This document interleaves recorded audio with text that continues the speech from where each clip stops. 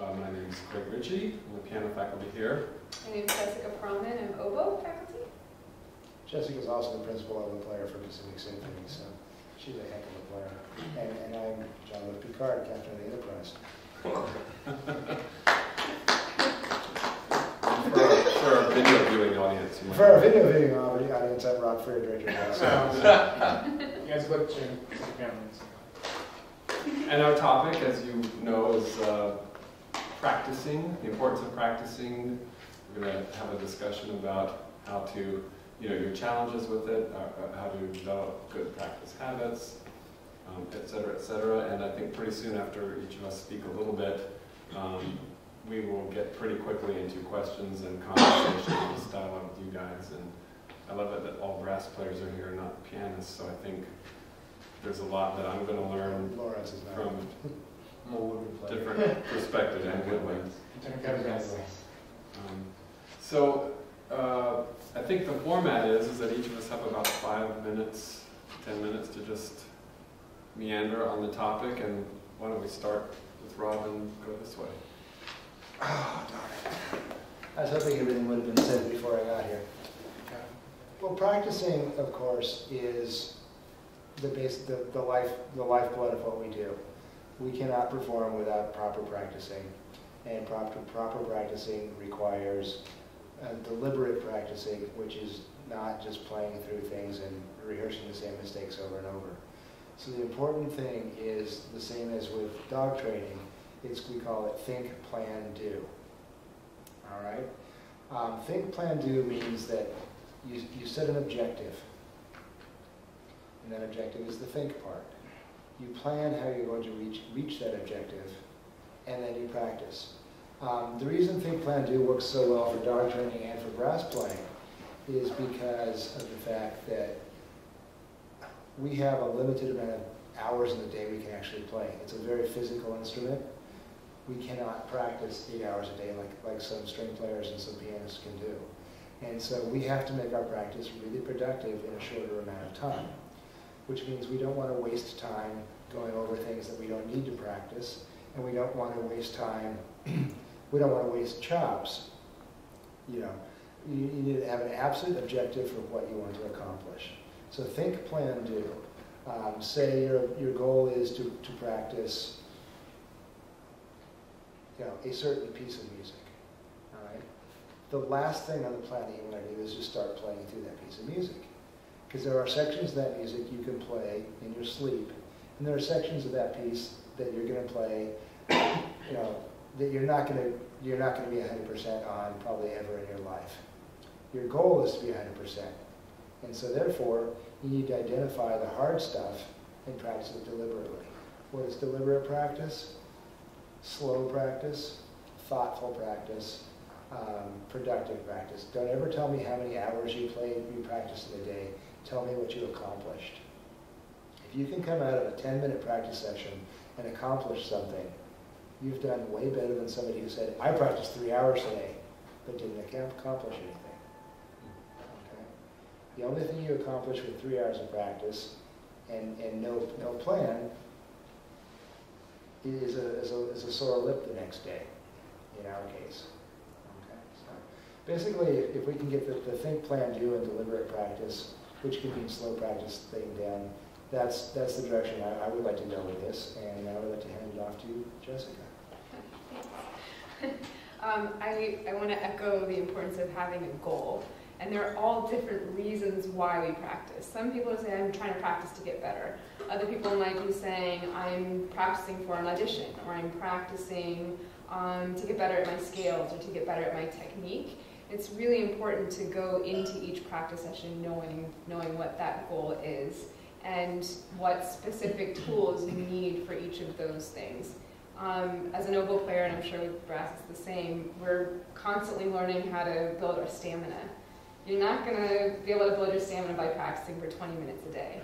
That said, if you're sitting there and just playing for 20 minutes and not giving yourself a break, you're going to end up biting through your lip and not being able to play for the next few days. So it takes a goal, it takes a map for sure. Let's say you're wanting to practice for an audition. in that case, yes, it's important to practice the repertoire, but it's important to practice the mindset. And it's very, very easy to get things 110% perfect in a practice room and go to your audition or go to your performance and just bomb it. That happens a lot, especially for younger players. So I have all these different little things that I do for myself to emulate that feeling of being really nervous, of being really distracted, of being really concerned with what other people are thinking or feeling or how they're judging me. So there are all these different things that you can kind of have in your tool belt depending on the focus of your practice as well. Another thing that I'm big on is sort of two mentalities of practice. There's the one of I'm trying to get better, I'm trying to improve my technique, I'm trying to improve my stamina, all these skills. And there's how well do I think that I'm doing each of these things? And they're two very, very different things. And you might judge that very differently from how someone else might judge that. And at the end of the day, the most important thing is that we feel a certain way about ourselves, right? So let's say I'm playing the Mozart concerto and I'm hitting all the notes and I'm hitting all the dynamics and the articulations, et cetera, but I don't feel confident playing it. So if I listen to a recording, it might sound just great, but I don't feel good about it. If I go to play it in front of 2,000 people with an orchestra, that's going to come across, and I'm not going to enjoy the experience, first of all, and I'm probably going to end up making mistakes. So it's not just practicing for precision and technique, it's also practicing mentally about what do I need to do in order to feel 210% comfortable with this. And that's something that I think gets overlooked, especially in lessons a lot of the time. So again, as we were saying earlier, it's not about how many hours you practice, it's about how much you need to practice to feel that you yourself are in a good place with what you're playing, whatever level you're at. It's not about being good or bad or anything. So those are kind of a couple things that I like to touch on, and then we can talk about more specific, how do I practice this tough passage stuff too, but I'm really big on practicing with a goal and practicing for technique, but also for mental kind of stability, how you're feeling about things as well. Great. Well, I'm obviously with kindred spirits and like-minded here because I love what I'm hearing, and I love that the first word that Rob said was think. And because I have found, I think in my own practicing and then with my students, that sometimes that can be the thing that you forget should be at the top of your list. It's easy to get involved in the athletic, technical mastery of your instrument or of the passage at the moment. But what I've learned over years is that when I'm practicing, what I'm really training is my brain more than anything else. And when it's really clear to me mentally as to what I'm doing, how I want something to sound, being mentally prepared so that the physical can follow rather than the other way around, it's an entirely different experience. And then I think sort of broadly, before we get into detailed discussion and questions and stuff, for me, one of the very, very important purposes of practice is the development of the relationship with your instrument. That's one branch. And then the development of your relationship with music. It's like if you have a relationship with a person, you have to spend time with them, right? And you have to get to know each other, and there's this intimacy that you have to develop. And really, it's like we are cyborgs. We have to create this sort of new being that is the union of this instrument that we've chosen to play and our particular body and mind and spirit and physiology. And so I think a really important part of practice is being really aware of that and keeping that sort of as the forefront of your goal in terms of awareness of what, how are you interfacing with your instrument, what are the particular physics of that instrument, and what are those techniques that it requires, and how are you doing with those, just sort of in the broad sense. How's my posture, how's my breathing, how's my, how am I interfacing for me with the piano, am I working with it, am I working against it? And then on the other side, developing your relationship as musicians with music, so that if you're practicing with great awareness musically, you really understand that the sort of local phrase you're practicing means that you're practicing all phrasing, and the specific technique that you're practicing, then you're acquiring that tool and that skill that you can use elsewhere. So So it's important not to think that your practicing is just about getting good at this piece, or this list of pieces, or this list of orchestral excerpts, or whatever it is. And for me, that sort of global discovery of just me and the piano, and me as a pianist, and me as a musician, that's exciting to me to get into a practice room. And then the specific piece, the specific, well, this performance or that performance, or when I was a student, this jury, that's sort of that's the short-term part, but the long-term part is what's really, really exciting to me. It's also really exciting to me as a teacher. And echoing some of what you said, one of the most important things, I think, is practicing musically. You know, there's a certain amount of, you know, athletic repetition of some maneuver that your body or your, you know, whatever systems you have to get good at. But if you're really investigating this relationship, and then if you're practicing musically, what I find is that you're holistically involved in what you're doing, and when you are, everything else gets better because you're in a heightened state of awareness. To me, the two big challenges that I focus on in practicing is trying to avoid the enemies of concentration, which I find boredom on one end and frustration on the other. So in defining a goal, it's important to be really realistic about what that goal is. You know, is the goal too big? Are you practicing 3 pages of music and you're getting frustrated because your brain can't, you know, it's like you're having trouble here and you're playing the whole thing. Well, when you get back here, it's been a long time since you've been there. So conversely, if your goal is too small, then you're not sort of putting yourself on the edge of your seat mentally, and you're just going to become bored.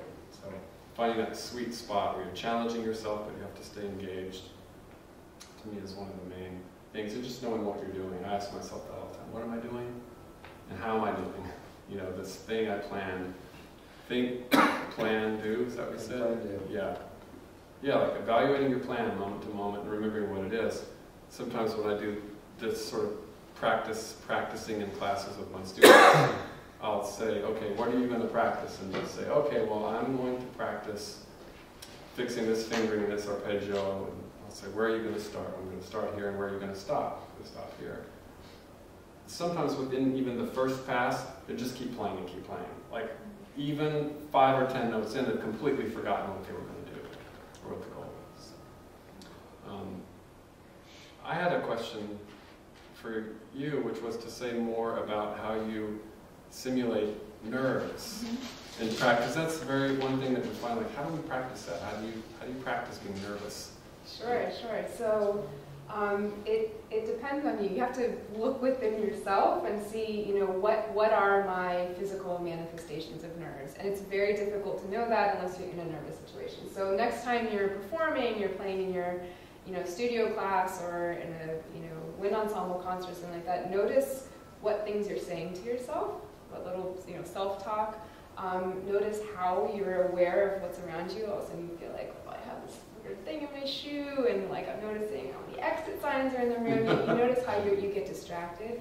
Notice how your heart beats, you know, or how your skin feels, or how your hair is uncomfortable all of a sudden. I mean, there are all these little things that we start to notice.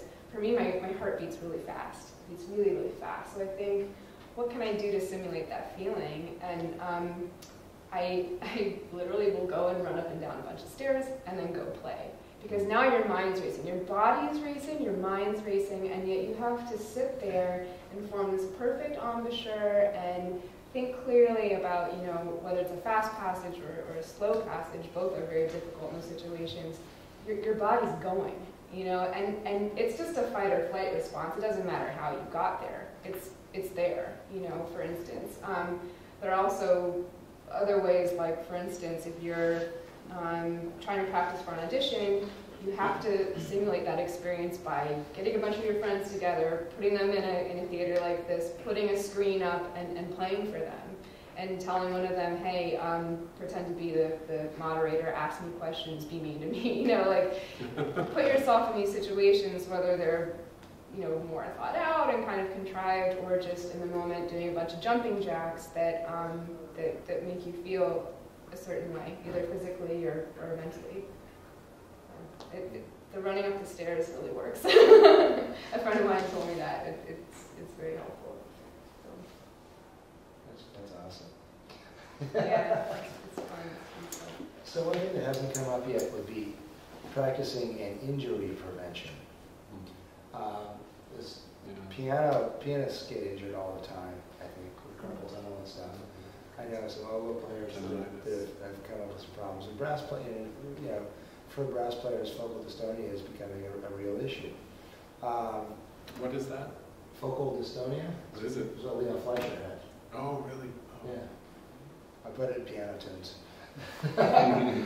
It's a message, as I understand it, it's a message from the brain to a nerve that shuts the nerve down so that it protects that nerve from being damaged any further.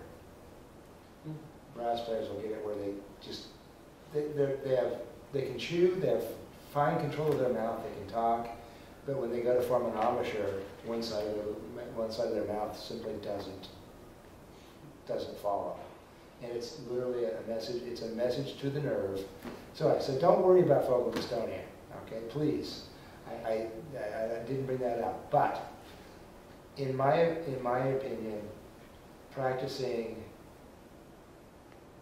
without warming up, practicing without being thoughtful about it, I hate the word careful, but without being thoughtful and deliberate, can be very damaging. If you know, you're not going to go outside right now and go into a stance and then run a 100-yard dash as fast as you can. You will get injured. All right. So when you're playing an instrument, just about of any kind. I mean, violin, it works for violin. Piano, you don't want to have your wrists really stiff and then start playing the piano. Well, we need to make sure that our air is working, that the muscles are ready to respond, and the lip is ready to vibrate. So the whole point behind this is simply to make sure that you don't practice cold, that you're always warm, that you're physically ready to practice. I went to an interesting warm-up clinic last year where the guy actually had us do some stretches and some jumping jacks before we started playing trumpet. And it's like, yeah. Yeah, stretches are really important. And actually, when Jessica brought up the idea of running up the stairs, I thought, that's great. Yeah, you get your body warm, get your the blood flowing, get yourself ready to play. First note of the day is never going to be a high G for a trumpet, right? It's like a piano player is not going to start by trying to play Rachmaninoff first thing in the day, where they have an octave and a half each with one hand. All right. So injury prevention, warming up, practicing intelligently so that you don't hurt yourself. One of the most helpful and meaningful classes I ever took was in college, and it was called Physical Wellness for the Musician's Life. It was taught by a dance teacher, and it was a group of, I think, 15 musicians. We talked about everything from, massage and stretching to like mental wellness, and as part of the class, we all had to get up and play for each other. This is at the beginning. And we would, even if we didn't play guitar, let's say, we would watch a guitarist and say, what looks awkward about that? What looks like you're straining? Or the dance teacher would say, did you notice that your right leg is shorter than your left, and that's why you're always slouching like this? I mean, little things like that we're just not taught. And we were then given assignments to work on these things, correct them, and play for each other again at the end of the semester. And it was incredible. And it changed people's nerves, too, just to be physically, balanced and not, slouching in a funny way. It avoided, neck problems and all kinds of things. And similarly, when I was in grad school, I went to a school that had an amazing dance program, and all the dancers got physical therapy once a week. So I went and said, well, I use my body for what I do. Can I get this too? They're like, of course. And for the dancers, it was like, religiously. You went in once or twice a week to get this work done. And the musicians could, they just didn't talk about it, but it's really, really, really important. And if I know, pianists, wrist stuff, and you guys know stuff, if you form like scar tissue and stuff in here now, it's very, very difficult to get rid of it later. So in addition to just, practicing good habits, you can actually do things to your body now that are very difficult to fix in the future. So it's very, very important. I have a question I wanted talk about, because it's a kind of practicing I hear a lot, certainly coming out of the pianist practice rooms. How many of you practice slowly? Routinely, you're pretty good about that. And then the other thing that I hear is this, sight reading over and over and over and over until your piece gets better. You think it's getting better. Does anybody struggle with that? Yeah. I mean, I didn't even have to raise my hand. We all do. We have to think about that. But then the thing, the aspect of repetition and how one is dealing with repetition in practice. Another very common thing is to repeat, repeat, repeat. No, not quite. And then you get it and you think, I got it. And then you go on. How many of you do that? Well, you know, the odds are against you. You know, you do it 9 times not to your liking and you succeed at it once and think you're done. Next time you visit that spot, you got a 90% chance that you're not going to be comfortable there. So I teach my students to do what I call engaged repetition, which is that the process where you're having all those fumbles is the searching for the success process.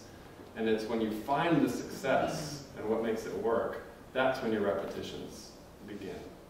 And if you can repeat in a really conscious way, the number is sort of arbitrary, but I use 5 because I think if I can do something 5 times and reproduce it exactly the same way 5 times, then I'm really, really confident that I'm in control of it and clear and rehearsing the whole process.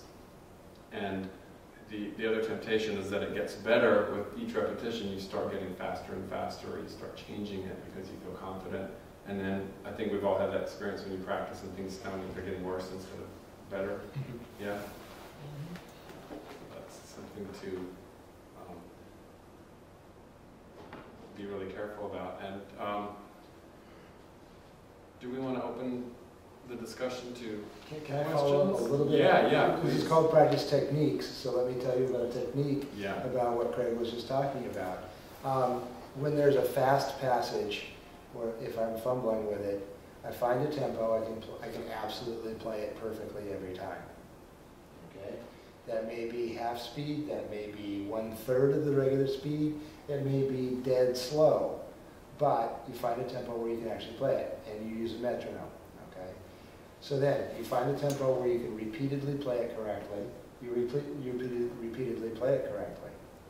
Move the metronome up 1 or 2 beats a minute. If at that point you're still not playing it correctly, move the metronome back 4 beats. And once again, really teach the muscle memory for how to get it right. Okay, then move it up 2, move it up 2, move it up 2, whoops, back 4. All right. So anyway, so B. My favorite line along this is, if you learn it slowly, you'll forget it slowly. That's so practice things really slowly so that you forget them really slowly. Leon Fleischer has a similar quote too. He said that fast notes are just slow notes played faster. Yeah. Yeah, it's really no different. And what I love about that is that when you are practicing slowly with awareness, then what you're practicing is the mental readiness for the next event and what's going to happen.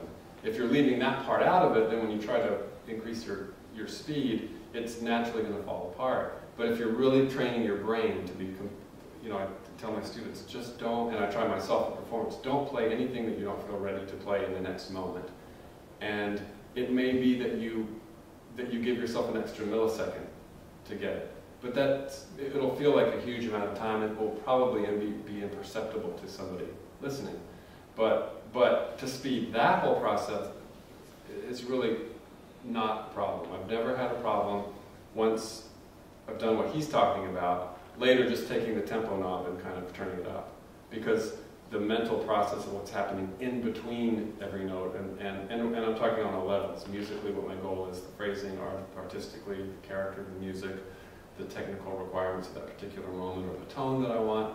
It's all woven into this web of awareness and really clear mental instructions that don't disappear later.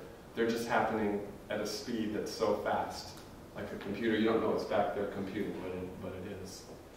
And I think the the issue with playing something slow, playing something fast, is we end up learning different versions of the same piece. And we always want to just have one homogeneous version of that piece, whether it's really slow or really fast. What I see is someone will come in and play a really fast, oboe excerpt like La Scala, like Rossini, and they're just all over the place. And I say, play it slow, and it's perfect. And then I say, okay, build it up, and there's this sort of cuspy tempo somewhere in the middle where it's like, it all of a sudden just launches into the fast version, and it's no longer the slow version, and that's why it's so important to build it up slowly. I mean, to the point where you're getting bored, not you're not bored inside, but you're like, okay, get it, it's going to go fast. Because a lot of the time the students will say, well, when can I play it fast? I'll say, when you feel bored with it. And then you bump it up slowly so that you're retraining your brain, or hopefully in the first place, training your brain to only have one version of that piece. It's just slower or faster, but not too different. When your level of concentration is ready, it will get faster. Yeah. Absolutely. Yeah. My teacher, along the line with what Leon Fleischer said, the great players always have time to play all the notes.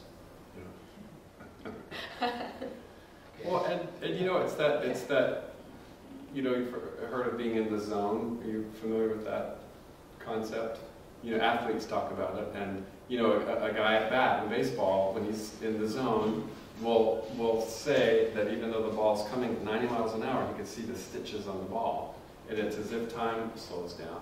And when you're really, really mentally in control, your fast excerpt won't feel fast to you.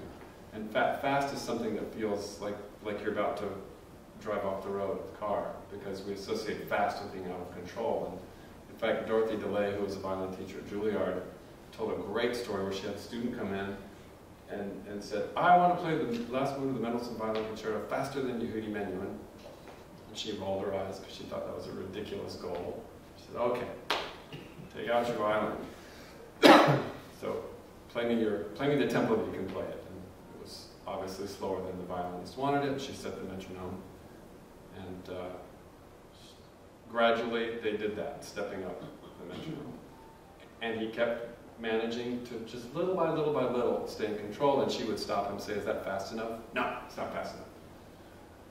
Finally she stopped him and she said, is that fast enough? And he said, no. And she goes, well, you're about 10 beats per minute beyond Yehudi Menuhin. And he couldn't believe it, because his idea of fast meant that he was frantic and about to lose it. And that kind of, for me, gets back to my feeling of practicing so that you feel mentally prepared for something, as well as just muscle memory, autopilot. That to me is a very scary kind of ready to be. Absolutely. And it's true, even when something's fast, that when you feel comfortable with it, it seems so much slower and so much more manageable. So that's an amazing goal to be able to get to. That's funny, because the best Mendelssohn I've ever heard was Shlomo Mintz. He actually plays the finale slower than most recordings. And it was, I went, wow, this is a great piece of music. What is it? That's great. Just like Shlomo, that's just taking a lesson. Yeah. Well, that's also, and I think this is true, things that are very clear, even when they're slower, sound faster than if they're fast and frantic. That's true. And if you play, and this is so important in your practicing, if you play or practice, first of all, how you practice is how you play. And if you play things faster than you can, and faster than you have time to process all of your intentions, whatever that list is, technical, musical, everything, then at what point are you going to go back and put those missing pieces back in? I mean, it's a complete waste of time. So even though today, I wish I was here. Well, you're not. So play what you can, and accept it. And if you do that every day, you'll get there way faster. It's the typical tortoise and hare story. So if you stay right at that place where you're really satisfying all your intentions and you're monitoring it and you're succeeding,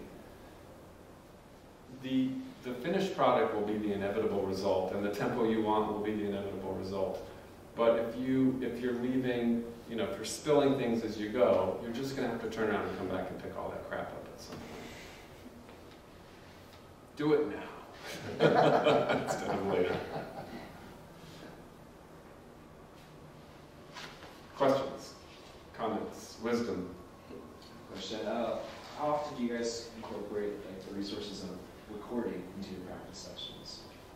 recording yourself and listening back? Yes. All the time, especially during auditions or a special performance. I'm giving a recital or something. It is so important, and we're so lucky to live in an age where we have that ability. And for me, the goal of recorded practicing is to try to bridge the gap between what I think something sounds like as it's happening and what something actually sounds like when I hear it back. Of course, it's going to be subtly different if I have I'm recording on my phone versus recording on a Zoom versus recording on in a studio or something like that. But I want to bridge the gap so that I'm able to process what I'm hearing as I'm playing it and be confident in that assessment. So that's kind of my goal, and it's so interesting. It's endlessly interesting, and things that you think are perfectly in time aren't, and things that you think are perfectly in tune are not. But I remember when I first started recording myself for summer festivals when I was in college, I would hear the recording and go, oh my gosh, I sound like that, I can't believe that, it's terrible. And as time went on and I got used to that process more and more, I started hearing myself as though it was already, the recording, and it's a good goal to get to with it. And of course, there's so many things you can learn from it, but it's a good place to be in. I probably don't do that enough, even though I'm much, much, much older than Jessica. It was not brought up in a time when we had Zooms. We used to have unbelievable things we had to do to record ourselves, and we still did it. And but I just remember back when I was your age, like Jessica said, listening to it back and saying, "Who the heck is that? That's not what I played. I played way better than that. I didn't rush that. I wasn't out of tune on that. I don't know who this was." And the more you can record yourself, the more the awareness comes to the point where now, usually I'll record myself, and when I hear it back, I'll think, "Yep, that's what I did. Damn it." And or, "Yep, that's what I did. Thank you." So, and that's like the complete bridge back to, if you really have a clear musical goal for what you want to achieve, and then you have the tools of recording it to get to where you can actually do that. Like Craig said, when you're practicing lick A, you're not just practicing lick A, you're practicing the entire universe of the instrument. And eventually, practicing lick A and recording it means that when you do lick B, it's going to be a lot closer. And when you do lick C, it's going to be like, oh, yeah, I'm getting there. Or not. But you really have to listen to it critically. The thing I feel I've learned the most from listening to myself on recording is that I always have more time than I think when I'm playing.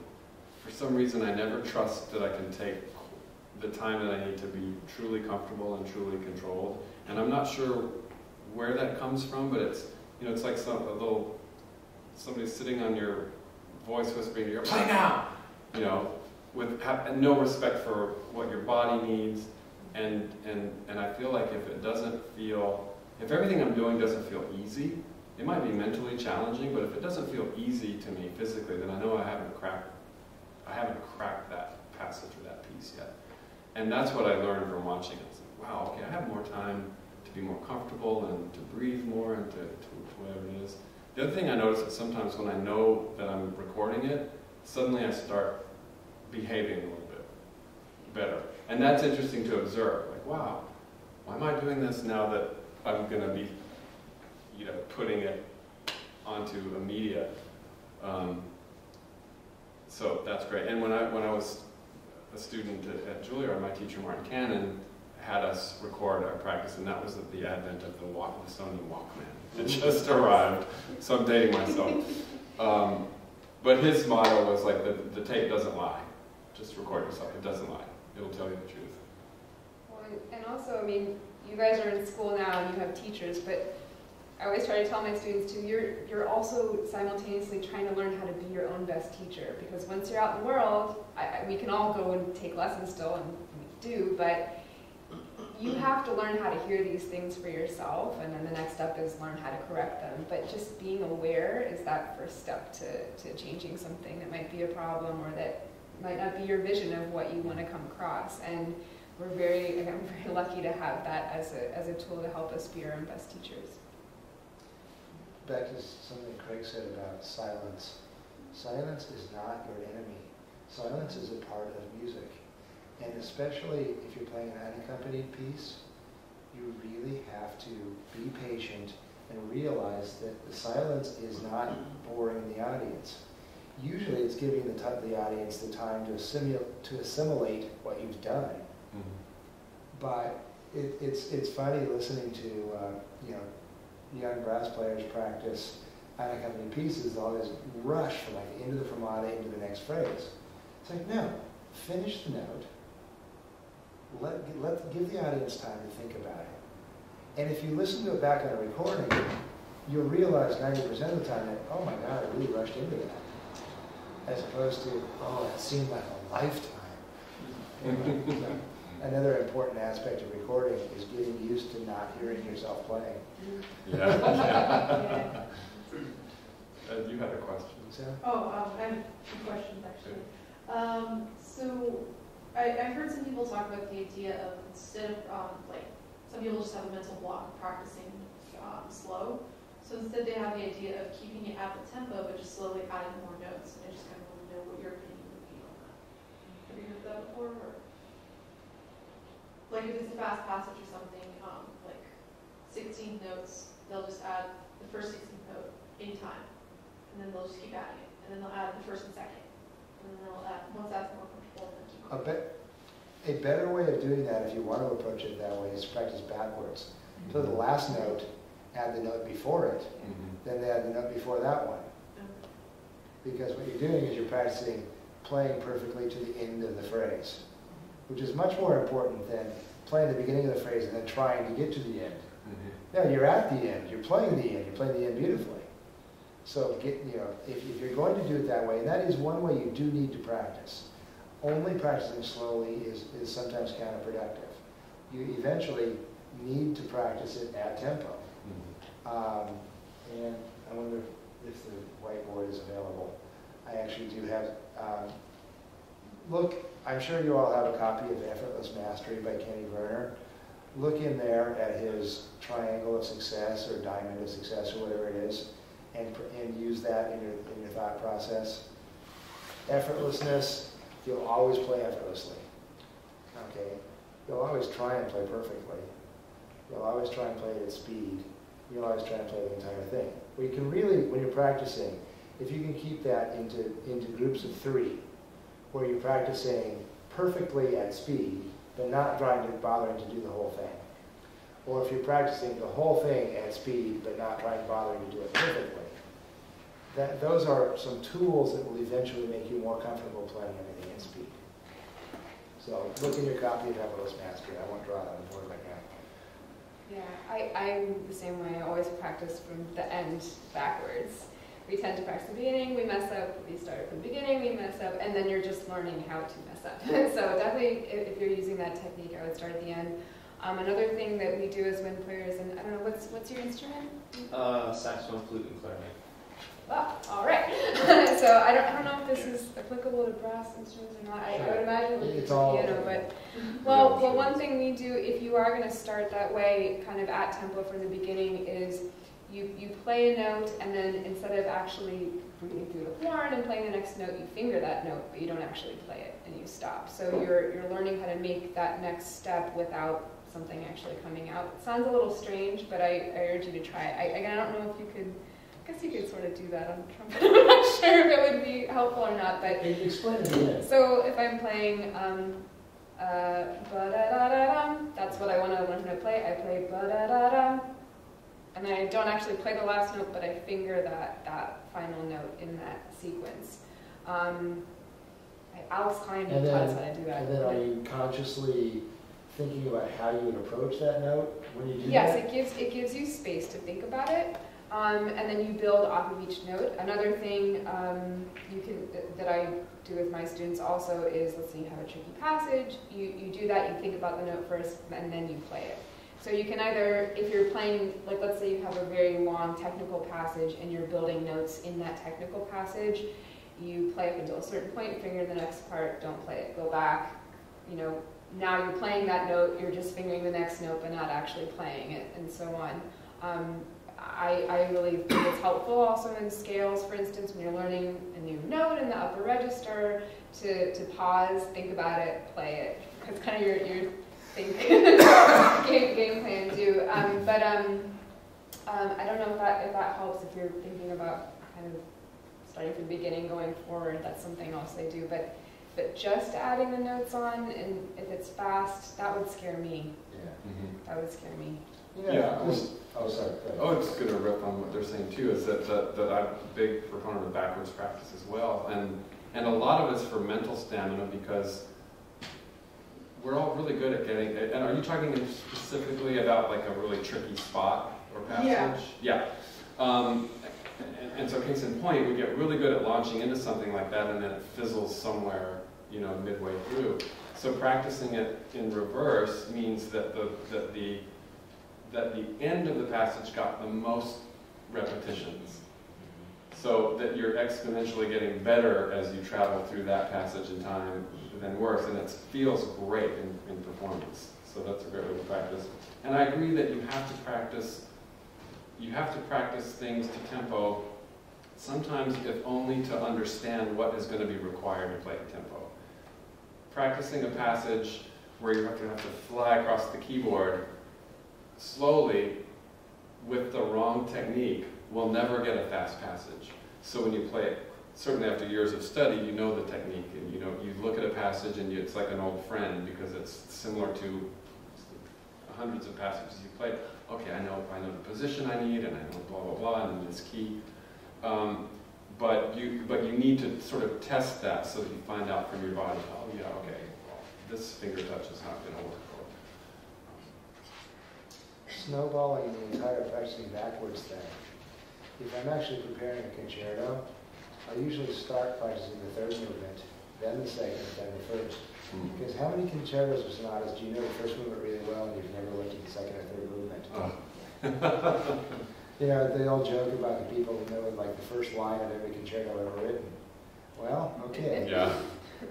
Yeah. Practice everything backwards. I find that, you know, especially if I'm preparing something, if I play 3, 1, 2, 3, 1, 2, 3, 3 gets really good really fast.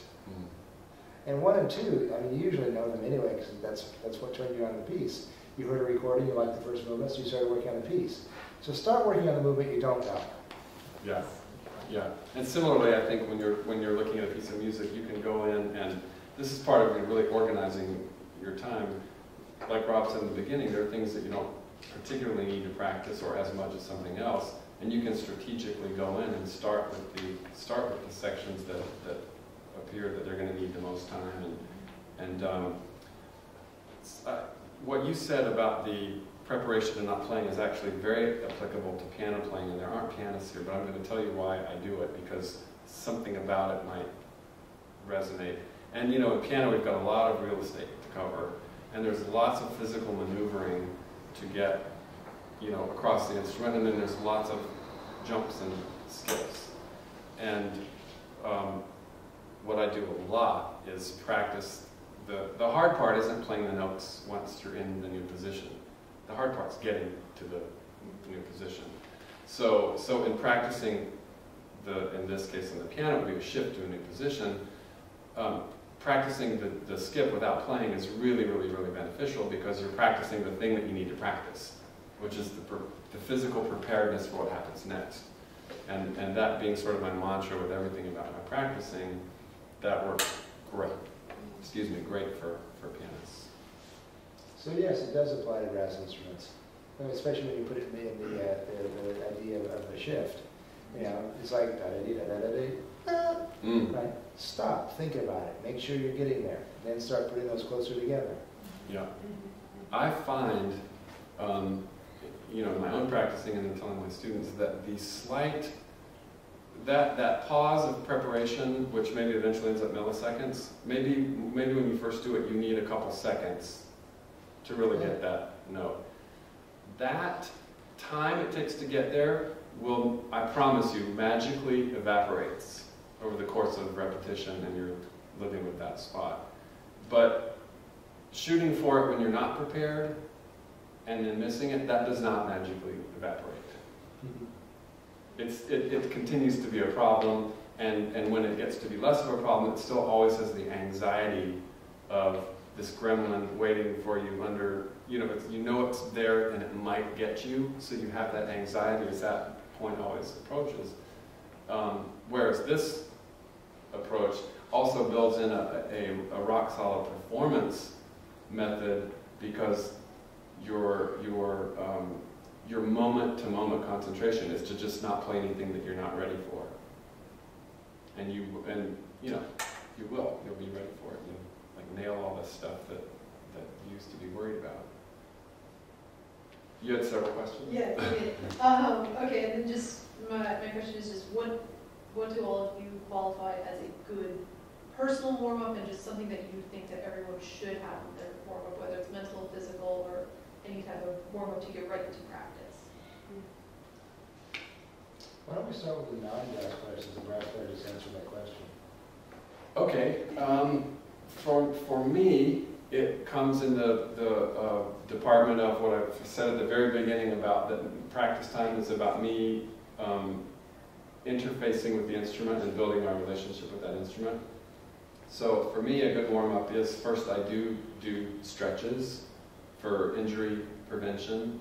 And actually I have a torn ligament in this wrist that's not, that's not operable. I mean, the scar tissue from the operation would probably be worth, it's from a bicycle accident as a kid, and the same thing in the shoulder. So it's really important that I do things like that, that I feel warmed up and I feel limber. And then I do very slow scale practice and warm up, and that has two benefits, obviously. Physically, I'm getting warmed up, and I'm thinking very much, I'm not just playing slowly, I'm thinking about how I am, it's the only word I can come up with, is interfacing with my instrument. How does this feel physically? And then, of course, the second thing is that it's a constant reiteration of becoming intimate with that instrument, and one should. I mean, I'm a big believer in scales and arpeggios, and in all keys, and in every way you can possibly design them, so that you feel that you know how that instrument works, and you know it in all keys, and when you see it on the page, you will learn things so much quicker, because you just know the layout of that instrument. And for pianists, it's super, super important. For me, I don't have one set warm-up that I do, because I really believe in, if I only have 10 minutes to practice right now, and you'll learn this. This is the most time you guys will ever have in your whole lives. Let me tell you that, that's first of all. 10 minutes matters. I feel like if I have at least a little more time than it takes me just to put my instrument together, I pounce on that. So I first of all have to make sure my body is warm. I tend to run cold. Part of it's a female thing, I think, but my fingers are always cold. I'm just always cold, so I have to make sure that I'm either running around or I'm, warming my hands up, running them under like warm water or something like that. That my hands are warm. I feel warm before I'm playing. And also my instrument has to be warm. I don't know. You guys probably have to do that too. Oh, yeah. That's like the first thing, and that takes hopefully not that much time. If I have a nice, hour and a half at a time to sit down and practice, I'll do a full warm-up, which for me is long tones, and then I play all my major scales with six different articulations at 3 different tempos. That takes about 42 minutes or so. And it just gets things really going, and then I go to play Mozart, and it's just there. Like, I don't have to think about my articulation. I really love what you were saying before about this thing can just translate to that thing. It's there. I don't have to think about it. But also, if I don't have much time, the thing I do the most often, whether I have 5 minutes to play or 5 hours to play, is I like to start with a little piece of music that I really, really enjoy playing. And it sort of sets the tone for my practice session. It gets me in touch with my instrument. It gets me in touch with myself. For me, that happens to be this little troubadour song I came across a long time ago, and it's so sweet, and it gives me so much joy to play it. It always reconnects me with my instrument, even if I'm about to go play something really tough or something that I'm have a mental block on or something. It centers me. I had a student once, for her it was a Beatles song. It can be absolutely anything you want that you enjoy playing. It's music. It sort of even transcends your instrument. It's just like this little thing that just reconnects you. So I don't know if you consider that warm up or not, but it's just something that gets me in touch with my vehicle, that I'm about to hopefully not bruise too badly in my practice session. But so I try to make sure that I'm warm first. I play my little song. If I have a bunch of time, I play through my, all of my scales and long tones and things like that. But even if I don't have a lot of time, I try to just do what I can to mentally prepare. As brass players, about 90% of what we're dealing with is ear training. And so most of my warm-up is spent on making sure that I'm playing the right note into the instrument. Because we can play any note you want. You can sort of blow any note, and then the plumbing will turn it into a different pitch. Right? So, and we all know that it's a lot better if the plumbing is the same length as the note you want to play, rather than you're playing another different note and using different length plumbing. All right, so I mean, Håkan Hardenberger, who's one of the players now, has this thing where in the morning basically he takes a mouthpiece and he buzzes an F. And once the response on that F is effortless and centered, he figures he's warmed up. Then he goes into a routine if he has time. If he doesn't have time, then he's warmed up. Okay. Throughout my life, I've been trapped in a couple of different routines where I did them over and over and over and over again. And you know what? It's really not the best thing. Routine is not the best possible thing to do for yourself. You need to have several routines. You need to have, okay, so Håkan's thing about buzzing an F in the morning, for me that works perfectly. Okay? But once I finish that, I try at this point in my life to not do the same thing every day. You know that I still get trapped into the same routines over and over, just because that's what I did for too long. But it's a discovery process to what you need to make your body warm enough, your body comfortable, your response correct, and your ear training in the right spot so that you can't possibly miss. All right? And with us, we've got a horn player. When Sarah's a horn player, she has like 25 notes she can play with the same fingering. So the ear training really is the important part of the warm-up, is knowing where you are and what note you're buzzing into the plumbing. And her point is great because to do her whole routine is 42 minutes, and we don't always have 42 minutes to do that. So if you cherry pick from that, if you have, and that's what I do. I mean, there's endless amounts of things I could do to warm up, and so I will just pull from that and say, oh, today I think I'll do this, or I'll do the scale in this key because I'm about to practice this piece and it's that key. Most players, just before their nervous breakdown, are getting up like 3:30 in the morning to warm up every day because they have to do the same routine. And so they end up getting up at like 3:30 in the morning, and that's, like I said, that's just before the nervous breakdown. We don't want that. I don't know if this is really applicable to an instrument where you're using your body, like your embouchure, or a singer has to warm up in a certain way. But I also made a point to learn how to play not warmed up, because there's so many times where maybe you're warmed up in your concert and you're backstage for half an hour and then you have to just go out and play. And so I try to make a real careful study of what state am I in when I'm warmed up, and can I get myself there in some other ways. So yes, physically being warm, approaching the instrument in a really natural way that doesn't require me 20 minutes of getting to find that limberness, like learning to just be in that limberness from the very beginning. And at the piano, to a degree, I've discovered that that's really possible.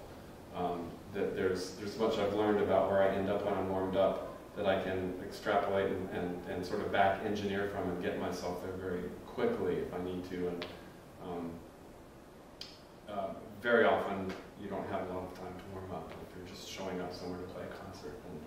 And so it's good to also have a quick warm-up routine that you know, like the F. Okay, I'm warmed up. I'm done. I'm ready to go.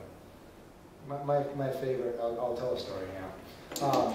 My favorite ever was, I played a concert, it was Verdi Requiem in Pasadena on Saturday night. Got up Sunday morning, flew from LAX to Seattle, grabbed a flight from Seattle to Copenhagen, took the jet foil across to Malmo. By this point, it's 10 o'clock the next Monday morning. I get picked up at the jet foil terminal, driven to a rehearsal. The first 3 notes I played that day were the beginning of Verdi's Forza del Destino. Three E's. And it really becomes just a state of mind. This is the first time I'd ever played with the Malmo Symphony, first time I'd met any of these people. I really wanted to make a good impression, but I couldn't exactly warm up in the middle seat of a 767, right? So I just decided I was going to be perfect that day. Not perfect, but that I was going to be fine that day. And sure enough, we played through Forza del Destino, no problems. The next piece on the rehearsal was Festive Overture. I guess it was an overture concert or something, because we did 2 overtures that morning. Either that or they were trying to kill me. It really becomes, the instantaneous warm-up becomes a state of mind. If you don't let it bother you, it won't. If you want to let it bother you, it will drive you to your grave. Okay, so sometimes it's a question of, okay, I'm ready.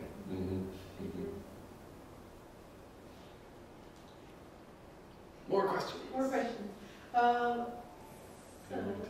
So my next question would be, what are your responses to whether you're having a bad shop day, or just mentally you can't focus, or for whatever reason, you have your time to practice, you're in the practice room, and it's just not lining up, it's just not happening. You can't make it an efficient practice session.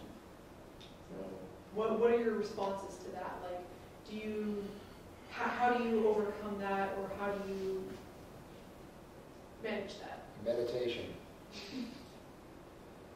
Absolutely having the ability to take your mind and turn your mind into a productive tool for yourself, as opposed to letting your mind take over and have, like Jessica said something about, what are you hearing in your head when you're playing? Yeah. Well, let's start controlling what we're hearing in our head when we're playing. Let's focus our mind and meditation, self-hypnosis, any tools for mental focus that you can learn or come up with or develop are going to help you on those days. Yeah, I can't agree more. It's so true. And also to think about the relationship that you have towards your instrument. It can be so frustrating sometimes, but to try to find that space, your practice space as a refuge. We have so much stuff going on in our lives, whether it's personal, or it's like other stuff at school or in the world or whatever, and we're so lucky that our job, or your job as students right now, is to get to sit by yourself with this instrument and learn from yourself and play something beautiful. And we're so lucky, and to see that as a safe space where you don't have to think about any of these other things. It's not going to help you right now to think about these other things, and to develop a safe relationship with your instrument in that way. I think it is important sometimes to know when not to practice. It's like there's sometimes like, what, this is going to be so unproductive right now. You're better off, like Rob says, meditation. You're better off sitting there trying to just breathe for 5 minutes and be present in the moment and observe your breath. Or another thing you can do is redirect. Try to figure out what's the source of this feeling like I can't get anything done, because that's kind of a vague description of your state of mind. So it might be, I'm overwhelmed because I have 20 minutes and there's no way I'm going to accomplish this thing I wanted to accomplish. So I find you can always redirect and you can always simplify to make something about the next few moments manageable.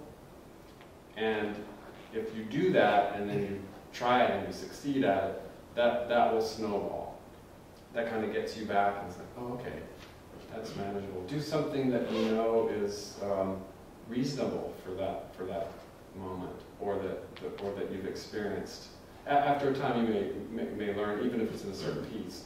You know what? If I sort of just focus on this thing right here, I can do that for 5 minutes, and then 5 minutes might lead to another 5, another 5, and pretty soon you've been concentrating for an hour when you thought you were going to throw your instrument out the window and not even go there. I have a couple different books that I'll always go to as defaults when I'm sort of distracted and need to focus. Like Anthony Plug's first book, which these guys know way too well because they do it in every lesson. But it's just like certain really easy, simple little exercises that get your mind, as Greg said, redirected into doing what you need to do right then.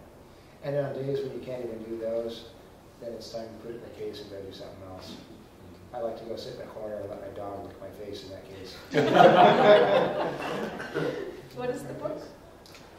Oh, well, I mean, this is, it's an etude book. Oh, okay. Anthony Plug, Oh, I he's see. a trumpet player. The original first trumpet player of Pacific Symphony. But he wrote a seven-volume studies thing. His first one is just like, okay, that's easy. It's, you can put a drone on a B flat and play through the first exercise, change it to A, play the next exercise, so. Doesn't even go 5-1, it's just 1. Oh. Another thing we haven't really discussed either is just sort of about the structure and regularity of practice in the broad sense. And I find that like eating a lot more meals, smaller, has been proven to be a lot better for you. It's sort of spread throughout the day than starving and binging and starving and binging. And I find it's the same with practicing, that if certainly day to day, the way the brain learns the best is by leaving and returning and leaving and returning to something. And when you do that, it's actually processing it, and you will find that you're getting better because you keep processing stuff mentally between practice sessions. So sometimes the solution to that feeling is just do more and shorter sessions and just try that and see if that'll get you back. But certainly practicing 5 hours one day, skipping 2 days and then doing that again is not nearly, and I guess you guys can't. Pianists can do it, believe me. So like, oh yeah, well, I didn't practice Wednesday and Thursday, but I practiced 6 hours on Friday. And it's just not productive. You can't cram. And that's just physically really detrimental to what we do as wind players. And I'm sure Jessica agrees as well. Yeah. You're lucky that you have that built-in. These are tiny little muscles, man. You let them go for a couple of days. I mean, I took 16 days off this summer. It's the first time, like in my career, I've taken that long off. And you can't believe how many screaming thoughts were going through my head the day I said it was time to come back. I landed in the airport and thought, okay, I better practice trumpet again now. How do you do that? And which brings us back to recording, because I played for one day, and I thought, wow, this feels a lot better than I thought it was going to. So I recorded myself. Sure enough, it didn't sound like I thought it sounded. But it felt great. But it felt great, yeah. But by 3 days later, by recording myself, I was like, oh, okay, I'm back. So, it's the whole, again, mental relaxation and knowing it's going to come out. You had another question. When you're developing kind of a practice regime, how often are you thinking about balance of including fundamentals versus maintenance versus the repertoire you have to prepare, and just the art of kind of stacking that into your practice sessions? You guys run with that first. Well, I always have sort of 5 main areas that I'm thinking about at any given time. I have my kind of like warm-up stuff, so it's going to be my exercises, like my long tones, my cross-register work, my articulation studies, things like that. Then I have my etudes, which for us we have a ferret, we have a fairling. Then I have my own sort of personal, whatever piece I might be working on, a repertoire if I'm working on it for a recital, something like that. Then I might also have like scales, so I've got that, it was way up there too. And then ensemble pieces, or if I'm practicing for an audition. So I have those sort of 5 big areas. And I try to practice multiple times a day, so if I'm playing 3 times a day, let's say, I'm always warming up with something in each of those areas, and then one time, I'll focus on my études, the second time I'll focus on my personal repertoire, and the third time I'll focus on my ensemble rep. I'm always practicing for something for the symphony, right? So that helps keep me focused. I know, again, in each of those times I'm going to have to do some kind of warm-up or something with my scales. One of those might be my 42-minute scale warm-up things, and then I go on to practice my solo pieces. That's kind of how I do it. If I'm practicing for an audition, let's say, I do something kind of different. And this is really, really important in practicing for auditions.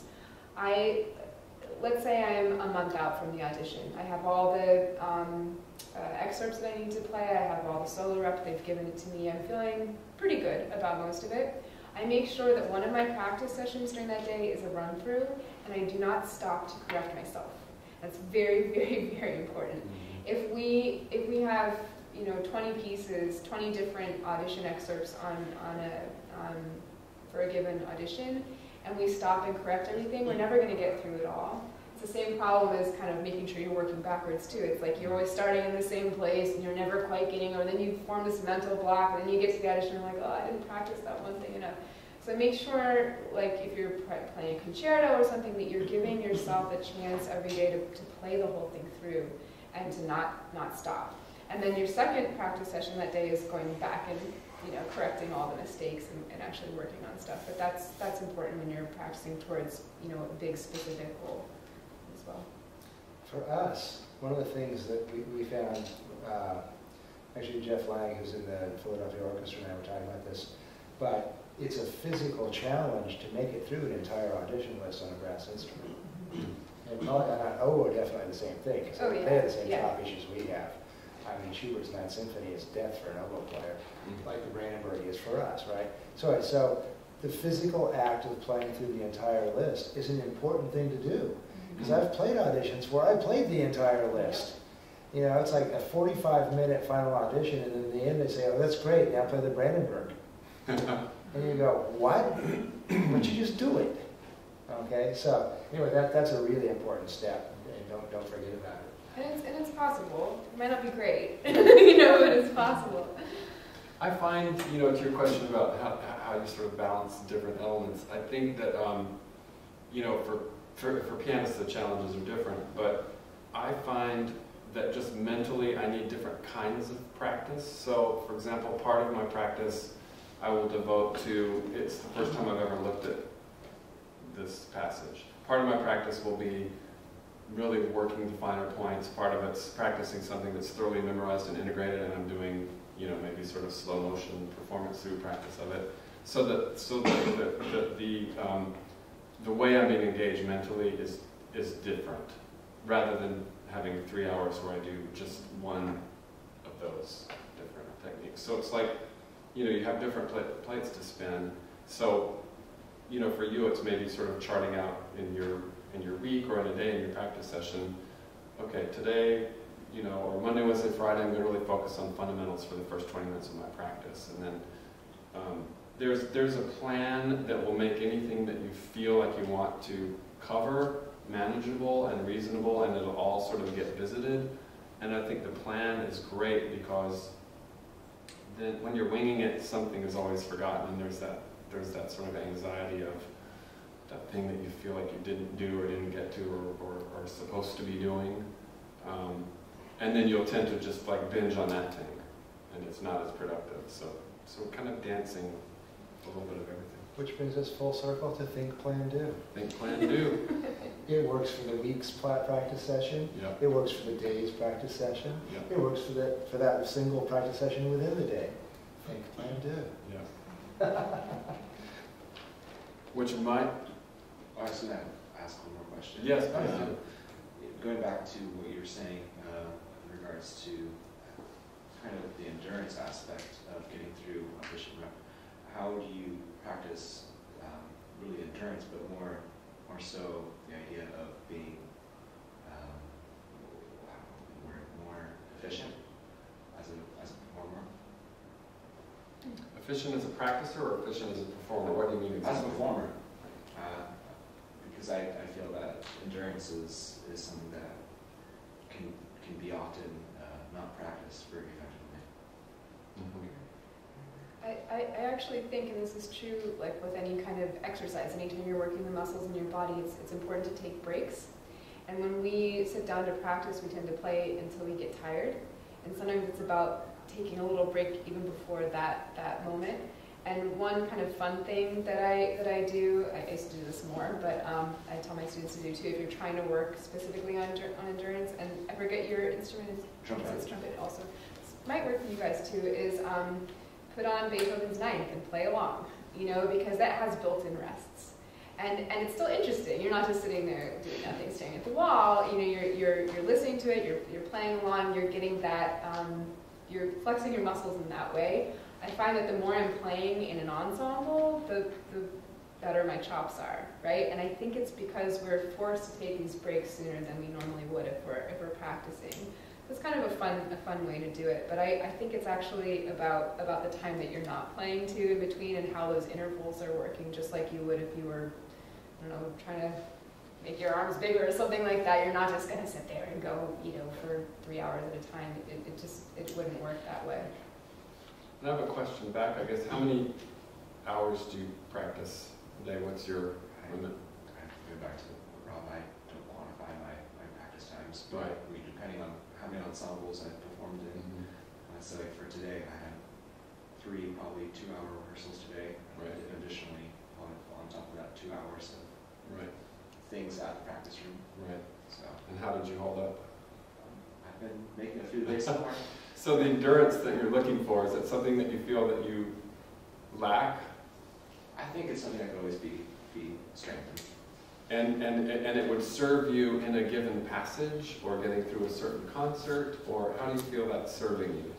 I think as an orchestral trumpet player, there's often times, and especially audition scenarios, where like Ron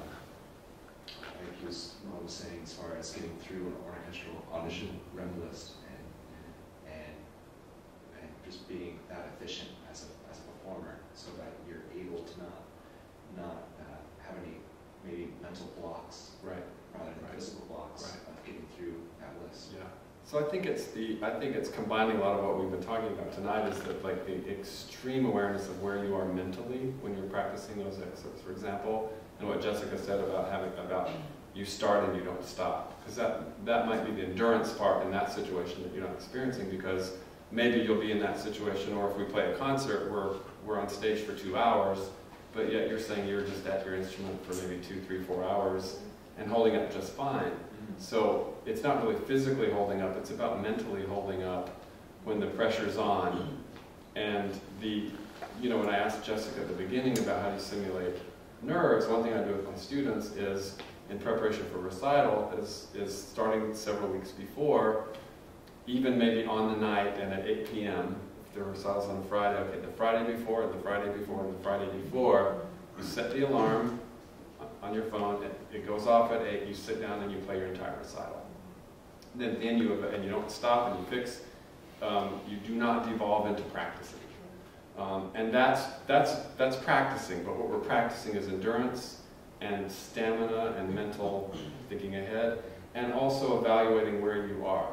So 3 weeks before, if you do this, I did it endlessly with my concerto last year, you just give yourself a fair assessment of the percentage of where you think you are on each piece of repertoire. Well, that was about 60%. And it's just be dispassionate about it, it's information. Then you do it again, and you do it again, and you will see each time that your percentages go higher and higher, and then you go into a performance not only with the sort of mental and physical stamina, but I think more importantly, the confidence that you're not trying to do something that you haven't experienced yourself do with that very repertoire. So you can have a voice in the back of your head that's not pie in the sky, that's like, I can do this, I've done this. This will be the 4th or 5th time I've done this.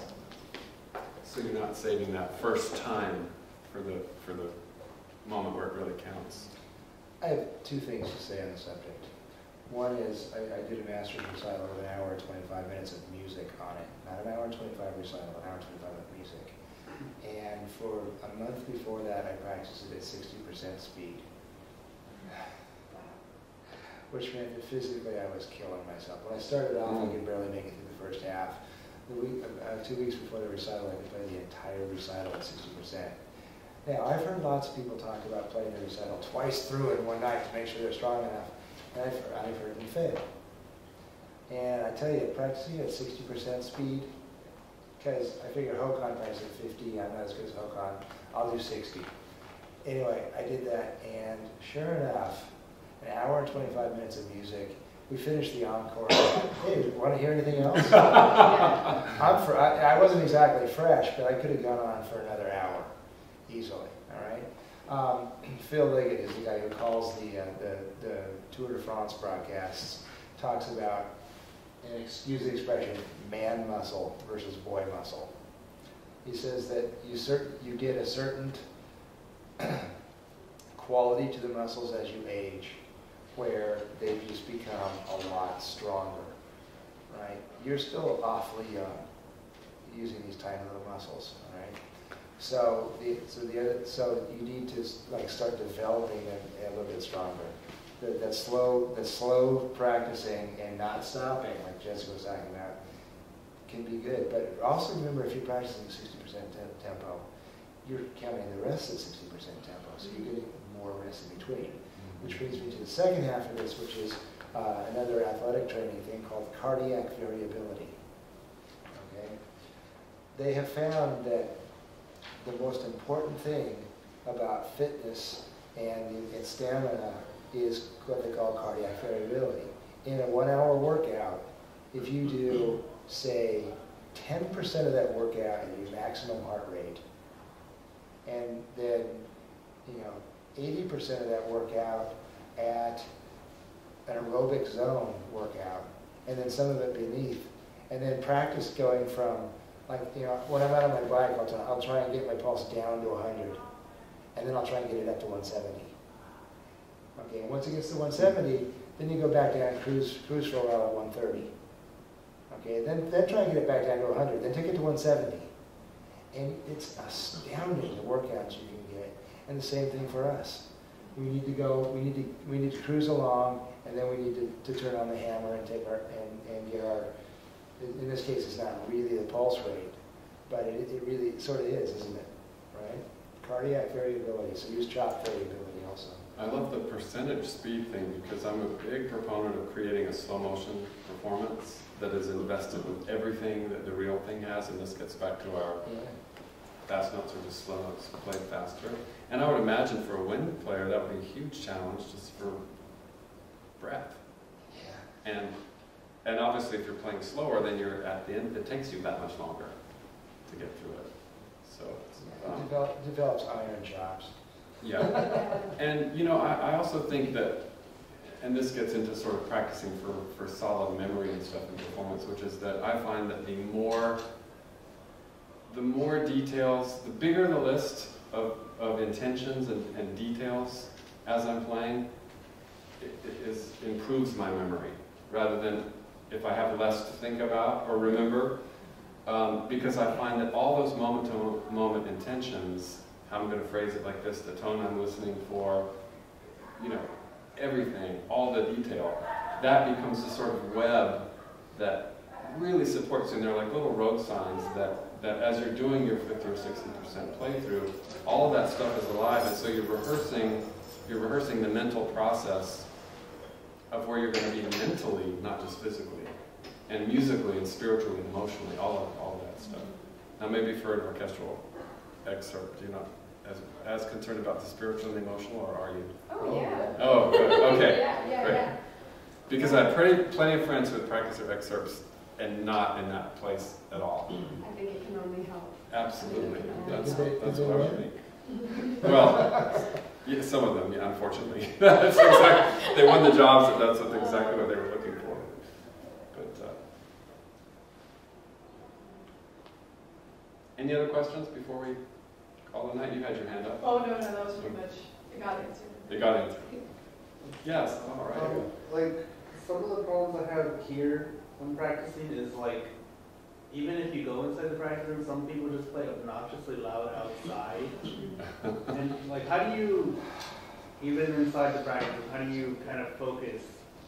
Do you try to ignore it, or do you try to find some other time or place that you can practice where you don't get bothered by that?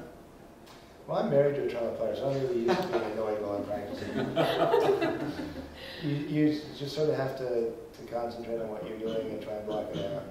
It's a skill in and of itself to be able to get rid of that stuff. And that's the kind of thing that if you're playing, God forbid, playing a recital in one room and there's, you know, noise going on outside, you have to be able to play through that and to focus inward and not let those things distract you.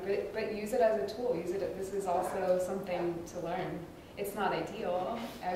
You know, if that's your only option ever, I would try to avoid it. But there's something to be learned from it too. It's funny. I mean, I've dealt with, for whatever reason, for pianists, we hear somebody through the wall, and you just sort of get used to that. But then it's also important to find the practice time where you're the only person there. You know, there's nobody else practicing. It's just so quiet. Or situations where you can satisfy yourself with that, to really have silence. You know, when you get to a rest, to experience the silence. And to go to listen so carefully. It's funny because just the other day, in walking by the practice rooms down at that end where all the brass students are practicing, outside, all in a row, I thought, how do they do this? I don't get it. They're not practicing, they're exercising their egos. Yeah. Oh, really? Yeah. Interesting. But Can I tell them that next time I go? As a matter of fact, please do. Yes. Hey, I have a quote from Frear. But when you're in an audition, for instance, you will always hear people around you who are better, and you will always hear people around you who are worse. And it's both of those things are distracting, because you know, if you hear someone you know you can play that better, then you think, oh yeah, I'm better than that. And then you hear someone play something else that, oh man, they're playing it so much faster than me. It's important to be able to tune it out on some level. There was a guy named Rolf, I'll never forget, Juilliard, who I don't think he ever practiced. All he ever did was find an empty practice room, and he would sit down and play whatever he heard coming through the wall, faster and louder.